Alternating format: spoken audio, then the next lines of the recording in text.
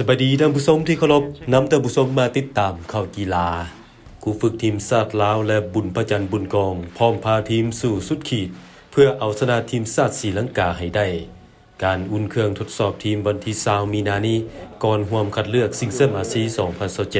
2027ในโอกาสแถลงข่าวก่อนการอุ่นเครื่องของทั้งสองทีมทานฮามฮกจุนครูฝึกทีมชาติลาวสาวสาธารณรัฐเกาหลีได้ให้ฮู้ว่าทีมสุดนี้ได้เก็บตัวฝึกซ้อมภายหลังสำเร็จการแข่งขันลีกสูงสุดและสิงขันประธานนายกรัฐมนตรีในต้นเดือนมีนานี้ถึงเวลาฝึกซ้อมรวมตัวกันบ่หลายแต่จะพาทีมสู้เต็มที่กับการแข่งขันแน่นอนการพบกับทีมชาติศรีลังกาเป็นเรื่องที่บ่ง่ายเพราะศรีลังกาสุดนี้มีนักเตะที่ลิ่นในลีกประเทศยุโรปและออสเตรเลียหลายคนพร้อมกับมีรูปร่างที่สูงใหญ่แข็งแกร่ง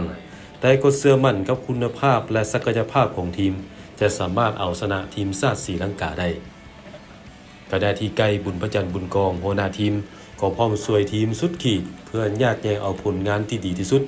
และเชิญชวนแฟนบอลมาร่วมเชียร์ให้กำลังใจซึ่งจะเป็นพลังอันยิ่งใหญ่เฮ็ดให้ทีมได้รับผลสำเร็จตามคาดหมายการฝึกซ้อมของเขายังใช้เวลาหน่อยแต่การมีนักเตะส่วนหนึ่งมาจากต่างประเทศก็ถือว่ามาสมทบกับนักกีฬาแล้วเรา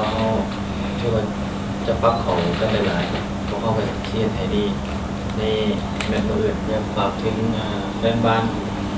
เราเลยกองเชียร์เราเนาะอยากให้ไปชมไปเชียร์กันหลายๆเพราะว่าเขาแข่งในบ้านเขาเองหรือกันในประเทศเราเพื่อไปให้กำลังใจนักกีฬาของพวกเขาทุกคนเลย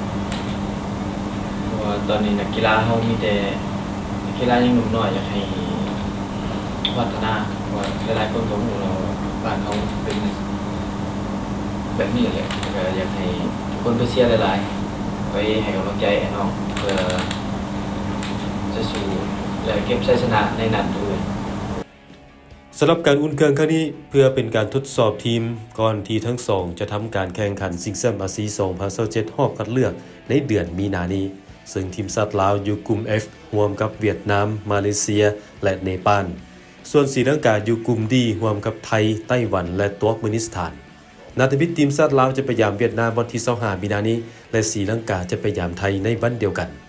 สถิติการพบกันระหว่างทีมชาติลาวกับทีมชาติศรีลังกา4นัดหลังสุดทีมชาติลาวบ่เสียชนะ3เสมอ1ล่าสุดพบกัน2นัดในเดือนพฤษภาคมปี2019ที่สนามกีฬาแห่งชาติหลัก16ทีมชาติลาวชนะ 2-1 และเสมอ 2-2